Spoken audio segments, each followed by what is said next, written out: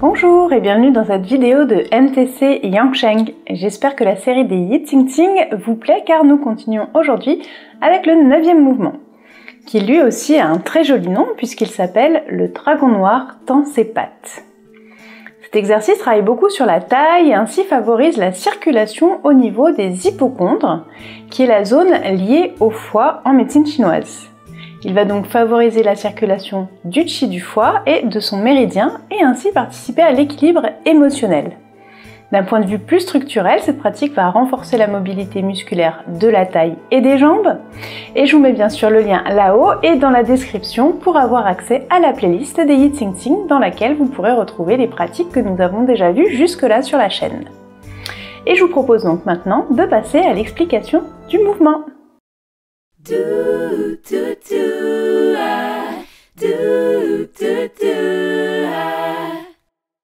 Cette pratique ne comporte pas de problématiques majeures et elle est assez facile à réaliser et ne comporte pas de torsion importante de la colonne vertébrale comme certains mouvements précédents. Il y en a un petit peu mais dans des zones sans trop de difficultés. Restez tout de même vigilant quant à vos sensations. Comme d'habitude, vous ne devez pas ressentir de douleur. Vous pouvez ressentir à certains endroits peut-être un peu de tension, un peu d'inconfort, mais faut pas que vous ayez de douleur. Bon, dans cet exercice-là, je ne pense pas, mais restez toujours vigilant. Ça ne demande pas de force musculaire comme dans le mouvement précédent, 3 plateaux tombent à terre, donc vous pouvez le faire avec assez de tranquillité.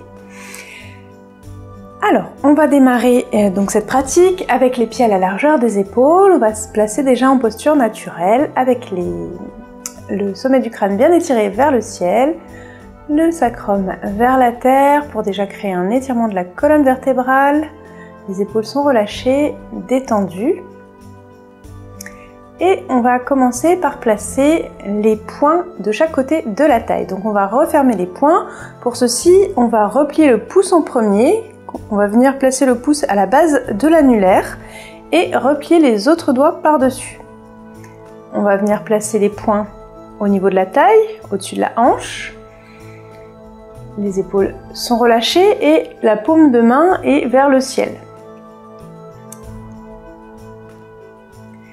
Voilà la posture de départ. On va commencer par travailler avec le bras droit. Donc on va ouvrir la main droite tout en relâchant la main vers la terre. On va remonter le bras sur le côté, la main est toujours ouverte, paume vers le ciel. On va monter la main presque jusqu'à la hauteur de l'épaule, un petit peu en dessous. Et là, on va replier la main, plier le poignet en fait, pour que la main vienne paume vers nous. On va regarder la main en même temps. Et au fur et à mesure où on va fléchir le coude pour rapprocher la main de nous, de notre visage, on va replier le poignet, garder les doigts tendus et écarter les doigts pour former la patte de dragon. Donc la patte de dragon, je reviens un petit peu dessus, c'est un mouvement où le poignet donc lui va être en flexion, mais surtout les doigts sont écartés, étirés et resserrés vers le centre. Donc on refait, on relâche le bras, on ouvre la main, on ouvre le bras sur le côté, on plie le poignet et au fur et à mesure on va fléchir le coude, on va ramener les doigts donc en direction de la gauche, plier le coude et on fait passer la main de droite à gauche devant le visage. Et donc à partir de là, on a le buste qui va tourner vers la gauche. Et lorsque le buste est tourné vers la gauche, que le bras est totalement tendu vers la gauche, on va relâcher la main. En fait, on va relâcher la main, mais on va aussi mettre cette intention de pousser l'énergie vers le sol. On va pousser l'énergie vers le sol et au fur et à mesure, donc forcément, on va pencher le buste. Et là, on va, comme si on entourait tout autour de nos pieds, on garde les jambes tendues, donc on passe de gauche à droite, on va jusqu'à l'arrière, les doigts vers l'arrière. Et là, les doigts vont se replier. Donc on replie le pouce, on replie les autres doigts. Et on se redresse en laissant le bras remonter naturellement avec le reste du corps jusqu'à venir le replacer. Bien entendu, on va faire la même chose de l'autre côté. Cette pratique, on va juste la faire une fois de chaque côté. Donc c'est pas très compliqué, c'est assez rapide à réaliser, mais on prend bien le temps pour que vous puissiez ne plus avoir aucune interrogation. Donc avec le bras gauche, cette fois-ci, on va relâcher le bras et ouvrir la main. Monter le bras sur le côté jusqu'à presque la hauteur de l'épaule. À la hauteur de l'épaule, on va fléchir le poignet, tendre les doigts pour former la patte de dragon, plier le coude. On regarde la main qui passe devant le visage.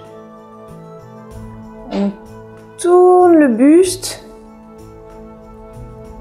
On tend le bras sur la droite. Et lorsque le bras arrive sur la droite, on tend les doigts et on pousse vers le sol avec la main.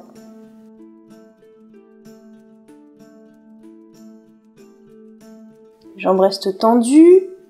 On pousse le sol jusqu'à arriver vraiment le plus bas qu'on peut.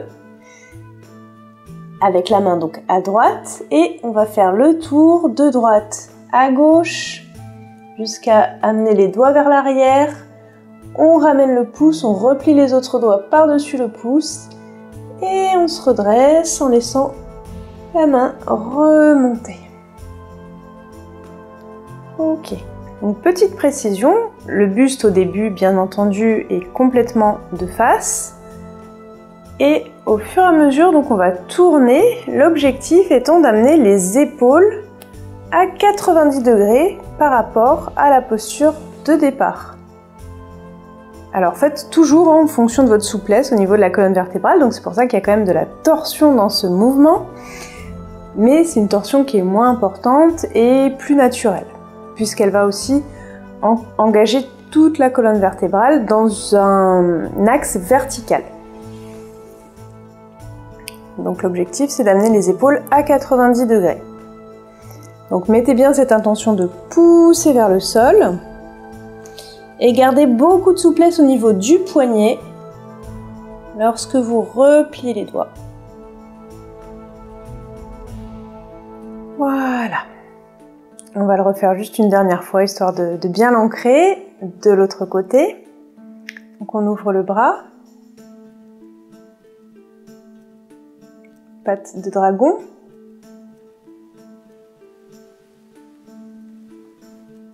Et on pousse vers le sol.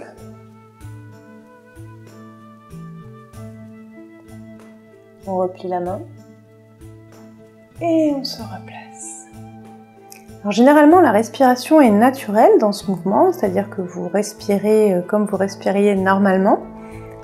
Pensez à respirer tout du moins. Mais on peut aussi, si on a envie, si on en ressent le besoin, accompagner la respiration et le mouvement.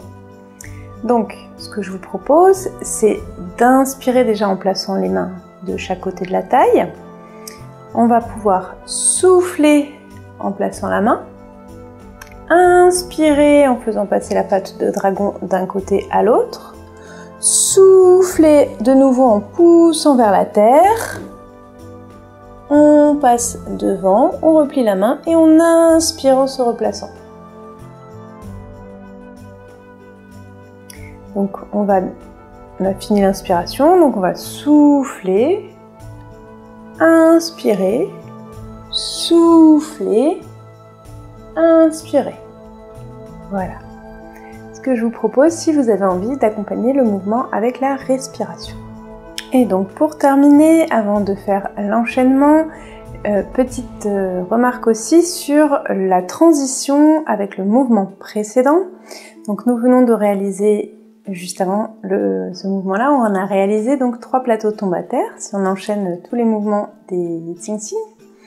Donc pour mémoire, nous avions fait ce mouvement-là et nous étions revenus dans cette position-là. Donc moi je vous ai montré juste, on relâchait les mains, mais si on enchaîne, on va replier les doigts tout en ramenant les pieds à la largeur des épaules. Et après, on va enchaîner le mouvement, pardon, de ce côté d'abord, puis de l'autre.